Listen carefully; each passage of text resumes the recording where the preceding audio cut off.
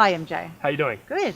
So, okay, a couple of things. Number one, if someone wants to quit their job, the first thing that I want them is to actually have a plan for what to do afterwards. Okay, don't just quit your job and then think it'll all work out. Actually have a plan. But if you do have your plan, then two things. Number one, like, a lot of people are scared about what's going to happen. But for someone who's working in a job, the worst thing that will happen is you just end up in another job. Right? So the worst, so often people come and see me and I just tell them, look, the worst thing that's going to happen is you're going to end up exactly where you are now. So if you quit your job and you go build a business and it doesn't work at all right, the worst thing that's going to happen is you can call a recruiter and get the same job that you're currently in. So the risk really isn't there. All right? The second thing is to recognize that courage is an emotion that comes for like half an hour at a time. Right? So you get courage for half an hour and you have to commit in that half an hour. To give you an example, I was at medical school here in Sydney and I dropped out to come and build this business. And when I made the decision to drop out of med school, it was 11 o'clock at night. I was out of med school by 11:05. Right? As soon as I got the courage and I was like, all right, I'm going to do this, then I went and took action and it committed me. So if people come and see me and they want to move overseas, I tell them, okay, book the flights now.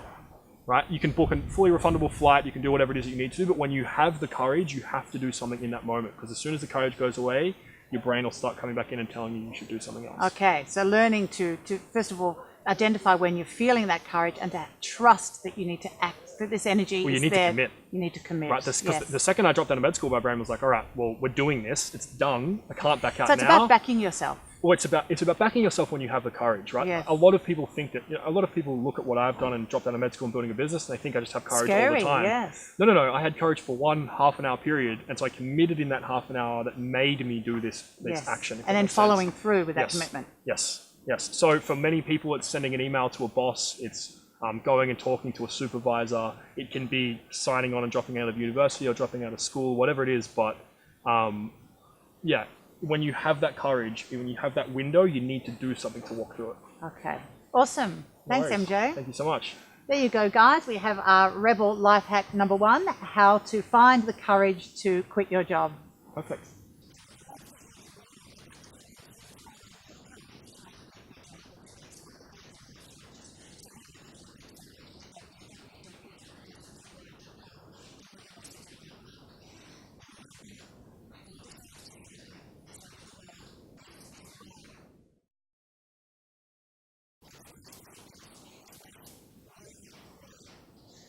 Gabrielle from Thank you.